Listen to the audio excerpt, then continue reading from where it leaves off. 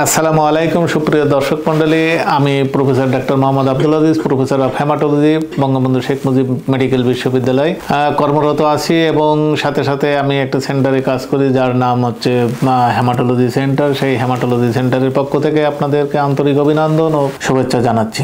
বরাবরের ন্যায় আমি হেমাটোলজি বিষয়ক অনেক ডিজিজের সচেতনতামূলক যেসব কথা সেগুলো নিয়েই আপনাদের সামনে আসি এবং সেই হিসাবে আমার কাছে যেসব রোগীরা ইউজুয়ালি আসে আর কি, বা আমাদের হেমাটোলজিস্টের কাছে যায়, তাদের মোটামুটি একটা কমন জিজ্ঞাসা থাকে। যে একটা জিজ্ঞাসা এরকমই থাকে যে একটা ব্লাড ক্যান্সার কাউকে হয়েছে, সে তার চিকিৎসা ব্যয় কেমন হবে। এর পরবর্তীতে প্রশ্ন আসে যে তাদের আচ্ছা আমার এই রোগটা যে আপনি চিকিৎসা করবেন তার স্টেজিং কেমন আছে বা গ্রেডিং কেমন আছে। তো সব থেকে বড় কথা আমাদের একটা জিনিস আপনাদের মাথায় রাখতে হবে যে একটা সলিড টিউমার, বিশেষ করে সলিড টিউমার বলতে যে ধরে নেন যে ঘাড়ে কারো গ্রন্থির কোনো টিউমার হলো, কিংবা গলায় কারো ক্যান্সার হয়েছে, কিংবা কার লিভারে কারো ক্যান্সার হয়েছে, এগুলোকে আমরা ইউজুয়ালি সলিড টিউমার বলি। আমাদের ব্লাড ক্যান্সার যদিও আপনার মানে একটা তরল পদার্থ, ব্লাড তো আছে রক্তনালীর মধ্যে দিয়ে প্রবাহিত হয়, সেই জন্য আমরা এখানে যদি আপনার বোঝার সুবিধাতে বলি যে একটা লিকুইড ক্যান্সার। তো অ্যাকচুয়ালি যেগুলো স্টেজিং বা গ্রেডিং, এটা কিন্তু যেসব সলিড টিউমার, ওই যে বললাম যে কারোর মাথার ব্রেনে ক্যান্সার হয়েছে, কারো গলায় ক্যান্সার হয়েছে, কারো স্টোমাকে ক্যান্সার হয়েছে, বা কারো পিত্তথলিতে ক্যান্সার হয়েছে, এগুলোতে তো গুরুত্ব অনেক বেশি আর কি। কারণ কেমন গুরুত্ব বেশি, যে কোনো ক্যান্সার যদি তার first stage, second stage, third stage, fourth stage এরকম যদি থাকে, তো আমরা সেটা কখন এগুলো করলে আমাদের সুবিধা হয়। যে আমরা বলি না যে আপনি অনেক দেরি করে ফেলেছেন আর কি। তো এই স্টেজিং এর গুরুত্ব শুধুমাত্র সলিড টিউমারের ক্ষেত্রে, এগুলো বেশিরভাগ ক্ষেত্রে দেখা যায় আর কি, যে কারোর ওইটা ছড়িয়ে গেছে কিনা, যেখানে ছিল আর কি, যে কারো লিভার ক্যান্সার ছিল, সেই লিভার ক্যান্সার ছড়িয়ে তার পেরিটোনিয়ামে গেল কিনা, পেটের ভিতরে গেল কিনা, কিংবা অন্য আরো অর্গানে গেল কিনা।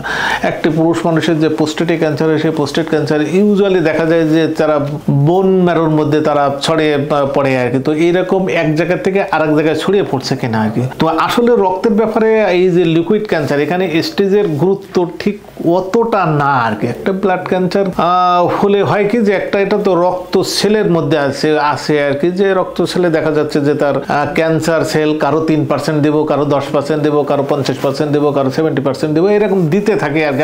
আমরা যে পেরিফেরাল ব্লাড ফিল্ম, আমাদের যে হেমাটোলজিতে যে টেস্ট আর কি, হলমার্ক অফ টেস্ট হচ্ছে সিবিসি বা কমপ্লিট ব্লাড কাউন্ট। সেই কমপ্লিট ব্লাড কাউন্টে আমরা এরকম পার্সেন্টেজ অফ সেলস দেই আর কি। কিন্তু ওই যে স্টেজিং, যে অর্গানে হয়েছে সেই অর্গানের ভিতরে যদি থাকে তখন স্টেজ 0।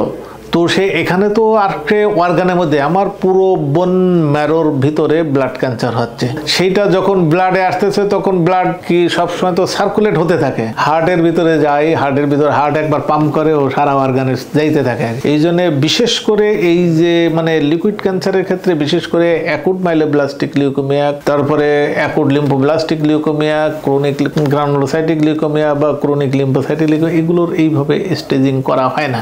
হ্যাঁ, তবে এদেরও স্টেজিং আছে, যে স্টেজগুলো আমরা এই যে এক জায়গা থেকে আরেক জায়গায় ছড়িয়ে যাচ্ছে এটা দিয়েই করি না আর কি। বিশেষ করে আমাদের যে ক্যান্সারগুলো, অনেক ডিজিজ আছে যেগুলো আপনাদের কাছে নতুন নতুন মনে হবে, যে মাল্টিপল মাইলোমা, সেখানে এরকম স্টেজ আছে। বিশেষ করে লিম্ফোমার ক্ষেত্রে এই স্টেজগুলো আমরা খুব মেনে চলি এবং সেই স্টেজ অনুসারে আমরা চিকিৎসা করি অন্যান্য সলিড টিউমারের ক্ষেত্রে। তো আসলে যে কথাটা আমরা সবসময় অহরহ শুনে থাকি আপনাদের কাছ থেকে, যে blood cancer, acute myeloblastic leukaemia এর স্টেজিং কি সত্যিকার অর্থে এটা হচ্ছে একটা সলিড টিউমারের যে স্টেজিং, সেই স্টেজিং এর মতো আমরা কোনো স্টেজিং করি না। তো আমি মনে করি যে আপনাদের যে ধারণাটা, সেই ধারণাটা কিছুটা আমি ক্লিয়ার করতে পারলাম। আমি এই আশাবাদ ব্যক্ত করে আপনাদের কাছ থেকে বিদায় নিচ্ছি। আপনারা ভালো থাকুন, আপনারা সুস্থ থাকুন, দেখা হবে অন্য আরেকটি ভিডিওতে।